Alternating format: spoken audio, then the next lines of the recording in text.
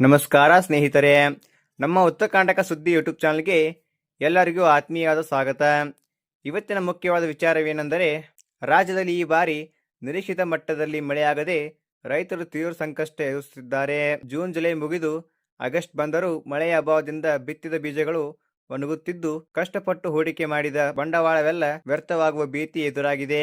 ವಿಶೇಷವಾಗಿ ಕಲ್ಯಾಣ ಕರ್ನಾಟಕ ಹಾಗೂ ಕಿತ್ತೂರು ಕರ್ನಾಟಕ ಭಾಗಗಳಾದ ಕಲಬುರಗಿ, ಬೀದರ್, ವಿಜಯಪುರ, ಕೊಪ್ಪಳ, ರಾಯಚೂರು, ಯಾದಗಿರಿ, ಗದಗ ಸೇರಿದಂತೆ ಸುಮಾರು 10ಕ್ಕೂ ಹೆಚ್ಚು ಜಿಲ್ಲೆಗಳಲ್ಲಿ ಪರಿಸ್ಥಿತಿ ತೀರಾ ಗಂಭೀರವಾಗಿದೆ.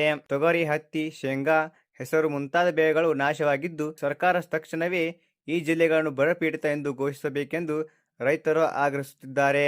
ಸರ್ಕಾರದ ಮುಂದಿನ ನಡೆ ಹಾಗೂ ಪರಿಹಾರ. ಕಂದಾಯ ಹಾಗೂ ಕೃಷಿ ಇಲಾಖೆ ಅಧಿಕಾರಿಗಳು ಜಂಟಿಯಾಗಿ ಬೆಳೆಹಾನಿ ಸಮೀಕ್ಷೆ ನಡೆಸುತ್ತಿದ್ದಾರೆ. ಶೀಘ್ರದಲ್ಲೇ ಕ್ಯಾಬಿನೆಟ್ ಸಭೆಯಲ್ಲಿ ಅಧಿಕೃತವಾಗಿ ಬರಪೀಡಿತ ಪ್ರದೇಶಗಳ ಪಟ್ಟಿ ಬಿಡುಗಡೆಯಾಗುವ ಸಾಧ್ಯತೆ ಇದೆ. ರೈತ ಸಂಘಟನೆಗಳು ಪ್ರತಿ ಎಕರೆಗೆ 5,000 ರಿಂದ 10,000 ರೂಪಾಯಿವರೆಗೆ ಸೂಕ್ತ ಪರಿಹಾರ ನೀಡಬೇಕೆಂದು ಒತ್ತಾಯಿಸುತ್ತಿವೆ. ನಿಮ್ಮ ಊರಿನಲ್ಲಿ ಮಳೆ ಮತ್ತು ಬೆಳೆಯ ಪರಿಸ್ಥಿತಿ ಹೇಗಿದೆ? ಸರ್ಕಾರ ಎಷ್ಟು ಪರಿಹಾರ ನೀಡಿದರೆ ಸೂಕ್ತ ಎಂದು ನಿಮ್ಮ ಅಭಿಪ್ರಾಯವನ್ನು ಕಾಮೆಂಟ್ ಮೂಲಕ ತಿಳಿಸಿ.